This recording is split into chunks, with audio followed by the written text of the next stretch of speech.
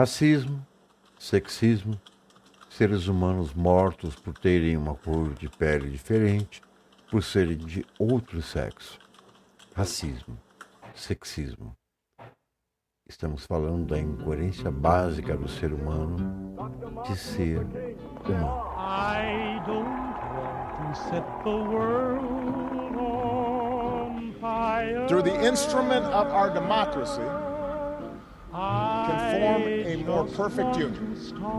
Na África do Sul, muitos negros pagam com a própria vida pela alegria, pela libertação de Nelson Mandela.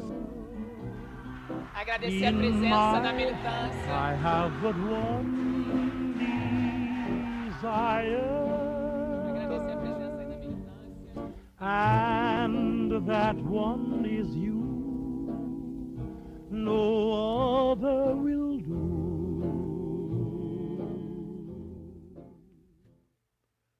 Nelson Rolihlahla Mandela, 27 anos preso pelo regime racista da África do Sul.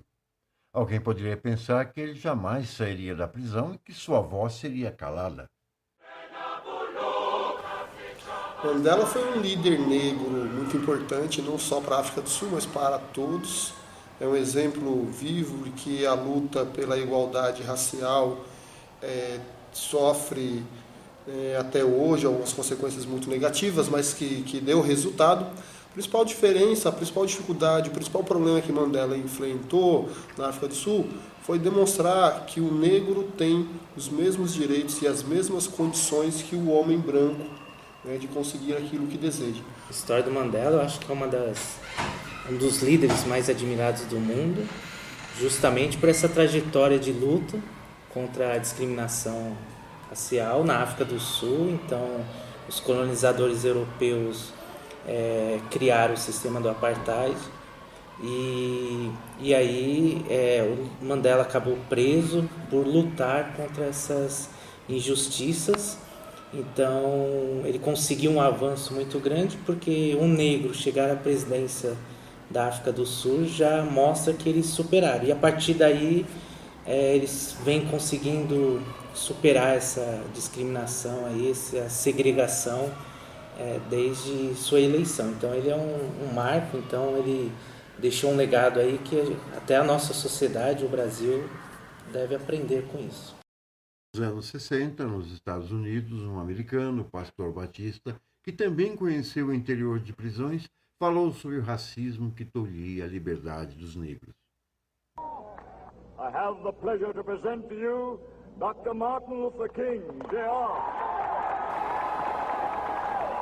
Martin Luther King foi um sonhador para sua época, Um sonhador que demonstrou, por meio do esforço, da dedicação, por meio do seu empenho, e por meio do convencimento de que era possível, que é possível mudar uma estrutura social norte-americana de uma supremacia branca absurda que até hoje existe, os supremacistas brancos. Hoje sim, nós temos acesso muito maior às informações, a legislação ampara um grupo muito maior de pessoas desprivilegiadas economicamente. Então Martin King disse para nós, com seus atos, com as suas palavras, que é possível. Ambos provaram que não existem situações eternas. É possível mudar. Martin Luther King disse em um discurso famoso: eu tenho um sonho, que um dia esta nação vai se levantar e vai viver o verdadeiro significado de sua crença. Consideramos estas verdades como auto-evidentes, que todos os homens são criados iguais. Ele tinha um sonho, Eu acho que foi o último discurso dele. Ele fala nesse sonho, que ele tinha um sonho. E se nós formos olhar, eu acho que continua sendo um grande sonho para todos, porque nós ainda não conseguimos atingir. E aí, a cada novo fato que nós presenciamos, parece que continuamos muito longe. Então, cada notícia que aparecem nos jornais vão mostrando que a luta dele não termina, que tanto nos Estados Unidos quanto no Brasil a gente ainda precisa avançar muito. This momentous decree came as a great beacon light of hope to Em 4 de abril de 1968, Martin Luther King foi assassinado. Do mesmo modo, outro negro americano, Malcolm X, foi assassinado em 21 de fevereiro de 1965 durante um discurso no bairro negro do Harlem, em Nova York. But 100 years later, Em 20 de janeiro de 2009, outro negro americano assumiu a presidência dos Estados Unidos da América, Barack Hussein Obama. Because of what we did on this day, in this election, at this defining moment, change has come to America.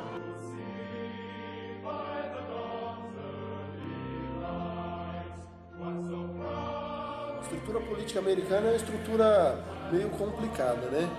Então, os estados que são considerados mais conservadores têm, na sua maioria, homens brancos, mulheres brancas, com poder aquisitivo maior, com uma escolaridade maior, e eles têm lá o seu padrão cultural muito bem estabelecido.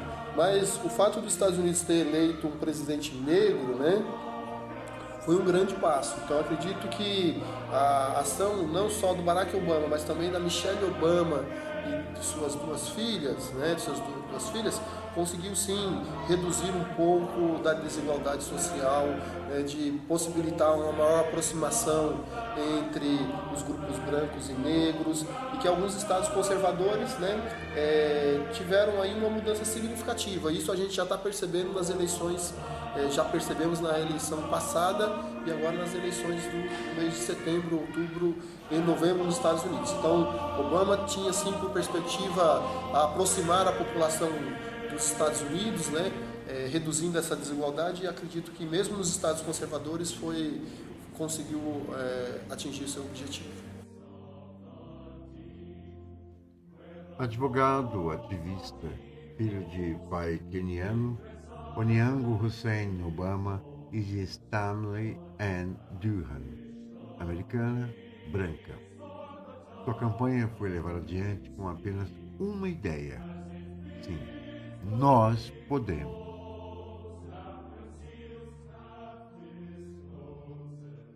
Nos Estados Unidos muito difícil porque eles têm uma divisão partidária lá, então os conservadores, que são os republicanos, dificilmente você consegue mudar as ideias deles. Então, em relação ao porte de armas, o Obama não conseguia porque não tinha apoio no Congresso, e aí ele se tornou um símbolo, mas nós vimos que o Trump, a eleição do Trump mostrou que esse conservadorismo nos Estados Unidos ainda é muito forte, e a eleição do Obama foi um símbolo, mas ainda não segmentou mudanças na sociedade. Brasil, Rio de Janeiro, Marielle Franco, também ativista, negra, homossexual, elegeu-se vereadora como plataforma de lutas em prol de comunidades desassistidas.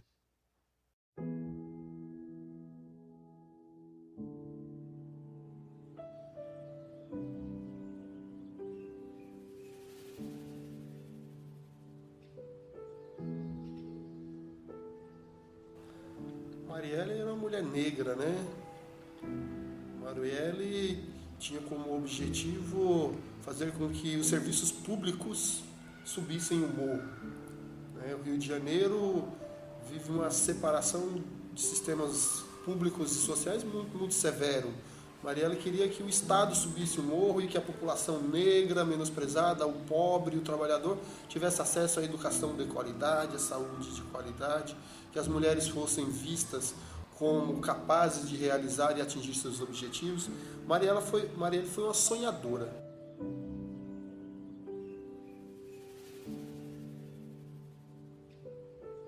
A Marielle era uma vereadora do Rio de Janeiro. Nós não a conhecemos muito bem, eu mesmo só fiquei sabendo depois do fato da morte dela, mas creio que ela lutava também pelas injustiças, pela questão da inferioridade do negro na sociedade, ela lutava pela questão da mulher, então era uma política muito engajada e também, devido às comunidades locais no Rio de Janeiro, ela lutava por melhorias.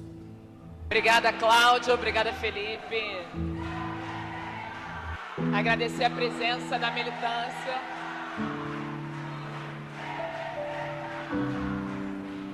Agradecer a presença aí da militância.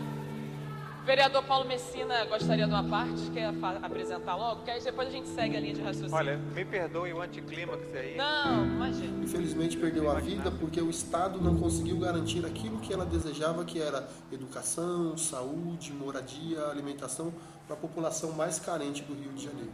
Então Marielle fica na memória de cada um de nós como uma batalhadora que demonstrou ao mundo a necessidade de olhar para as pessoas carentes.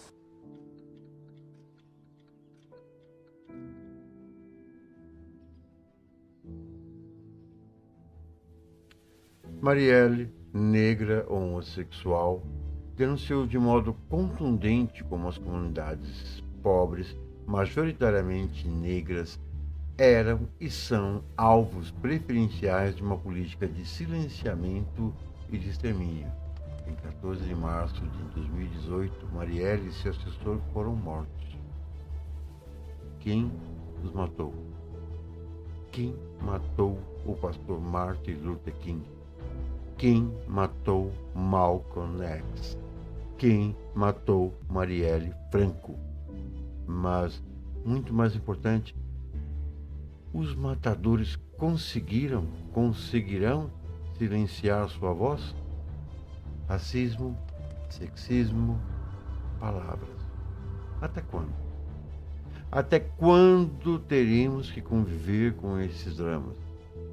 Até quando a voz do negro, do homossexual, da mulher serão silenciados? A voz do pastor King, de Mandela, de Malcolm X e de Marielle ainda perguntam e perguntarão: até quando?